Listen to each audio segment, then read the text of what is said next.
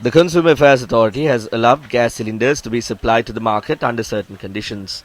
This includes not releasing previously imported cylinders, filling cylinders with the chemical mercaptan used as an odorant, inspecting every 1 in 100 cylinders and sending the serial number to the Consumer Affairs Authority. Gas cylinders will be released to the market under the supervision of a committee appointed to ensure that these conditions are met. The CAA said the committee should be allowed to monitor the production process of both gas companies. Gas cylinder samples would be sent to labs under the supervision of the Accreditation Board, Sri Lanka Standards Institute, Industrial Technology Institute and the Consumer Affairs Authority. Meanwhile, gas explosions were reported in the country today. A person was injured after a gas cooker exploded at an eatery in Medigama. A gas cooker had exploded at a house in Asgagula in Ahaliyagoda today. The explosion had occurred when a person tried to light up the stove.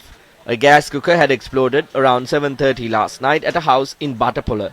Another gas cooker explosion had occurred at a house in Valigatta in Hambantota.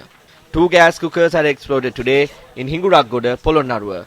No one had been injured in both explosions. A person sustained minor injuries when a gas cooker exploded at a house in Tilliyadi in Puttalam. Our correspondent reported that a worker from Litrogas Lanka Limited was injured when he was inspecting the gas cooker.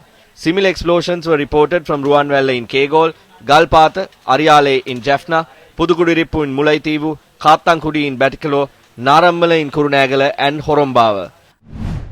What are the experts saying on the standards of gas cylinders? When the gas cylinders are taken for refilling, the valves of those cylinders must be inspected. New valves must be installed if necessary. If anyone has ignored the problem, then it can be considered as an intentional act of causing massive damage. Incidents like this must not happen.